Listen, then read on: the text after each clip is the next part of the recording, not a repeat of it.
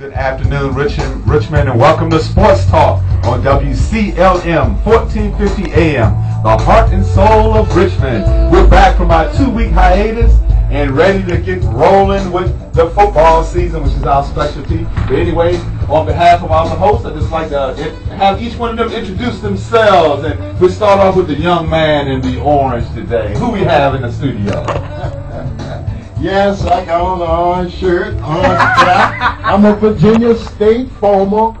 This is Coach Lou Anderson. All right, and the young man sitting right beside you that has all the knowledge with a stack of information.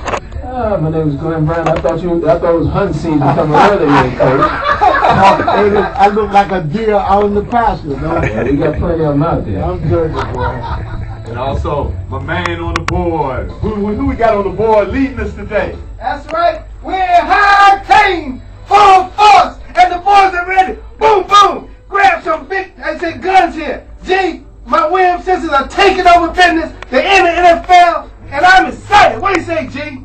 Yeah, well, that's great. I'm excited about it too, but I hope the team will win, because they got Mark Anthony, Jennifer Lopez have a piece of the team, and you have Gloria Estefan, her husband, have a piece of the team. So at least Stephen Ross, even though he's an internet celebrity thing, but at least he's reaching out to the minorities. Yeah, and interestingly enough, the Miami Dolphins will be a very kind of celebrity-driven kind of ownership team. You think some of that might translate in the way they market the team? Well, they reach out to kind of the elderly community out there. I think they're trying to infuse that new blood in there. But the thing is, Stephen Ross has always been the guy with the celebrity. Bill Parcells not with that kind of thing. So hopefully we won't have a clash there. Won't have a clash of cultures. There you go, G.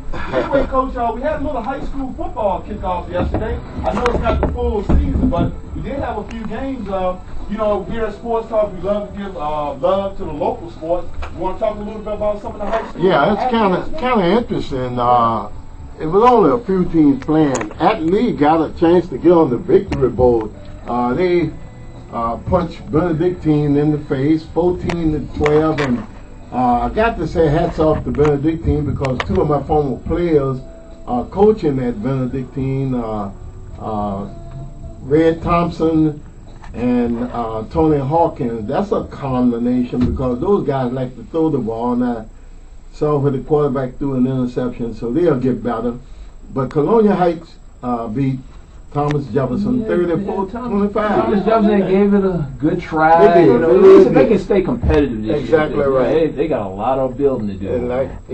And hats off to the coach there at Thomas Jefferson. He had struggled for a while, and to put 25 points on the board, I mean, you just can't do it.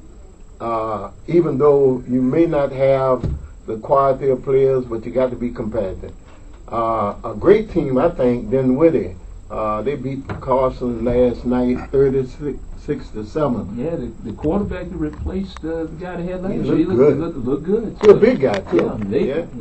Can run well and everything. So I don't think they're going to miss much of a beat this year. They're going to be challenging Meadowbrook for their district titles. Yeah, and you better look at Petersburg and Dinwiddie on that end. Look like right now, just looking down, Maury beat Petersburg 7-0. I think Petersburg is probably maybe a year away. Yeah. Well, this their second game anyway. Fork Union High beat Norfolk Academy 40-6. Dan Ribble beat Amelia 42-6, and Cumberland beat Prince Edward 39-16. So these are the games that we had for this week, and hopefully all the local teams are much better, hopefully. Right, but excuse me, gentlemen, I have the general manager of 1450 WCLM Radio in the studio. It's very interesting news. Brother Brown, can you take it away, sir? Well, it's not interesting. It's just pure fact. We checked the rating. WCLM placed number 16 out of 47 radio stations. All right. Placed number 1 on the AM dial for music. Wow. That's including FM and AM stations. If you look at the rating, there's only one AM station in the top 20. That's RVA. They're all news. And they stay in the top 20. They stay in the top 10. Yes, sir. And the other AM station is a sports station, WRNL, in sports. Right. ESPN. Those are the only two stations on the AM dial that's on the top 20 list. Then when you come down to music, we're number 1. Okay? Hey, that speaks for himself. And just come for the Arbitron ratings. And if you want to be technical about it, if it comes down to sports, you're number 2. Oh, yeah. If you're looking at the ratings, because the XGI, all sports, they under us. And we beat everybody in town. And Brother Brown, we became We American Football, right? Yeah. Okay. So just let people know you want to advertise, you know, for We American Football, you know who to call. And if you want to get a copy of the Heart and Soul newspaper, you can email us and we'll email you a copy. You don't even have to come, we'll email it to you. And it's a hot newspaper this time. We get the dirt behind politics. Dirt behind politics. We give you the truth. It ain't the dirt, it's just the truth. And the Bible said the truth shall set you free. Amen. Sir. But if they want to advertise with any of the stations, gospel, or either the number 1. Well, when it comes to gospel, we rated number 1. And we only shout out to Kim. we only do gospel. This Missouri. Hey, we do it 3 hours a day, and we beat everybody out. Yeah. I'm getting slammed on everybody.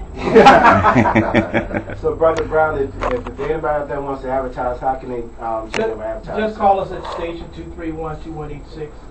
And like I tell everybody, it's not one show. It's all our shows that make the numbers. So everybody on the station is great. Yes, sir. Because the white folks said so. Oh, I didn't want to say that, but since you put it that way. That's the Bible. It's true now. That's the Bible. But for real, that is fantastic news. Preston should be very proud of the operation you have here. I'm just I'm hoping just to be a small part of it, man. And fellas, you make people get out of bed Saturday morning and hear what's going on. I'm telling you, fellas, man, that is some great news. Hangover from Friday night. All righty, that is some great news, and we at Sports Talk, we're very proud to be that's a part of such a great operation and everything. So, man, I'm telling you. So, tell you what, G and Coach, college football, you know, kicked off in earnest this week. Kind of started off on a controversial note of the incident at the end of the Oregon-Boise State game on Thursday. The player involved from Oregon that threw the punch was suspended for a year. Coach, you think that's a fair punishment? Too little, too much, or just right?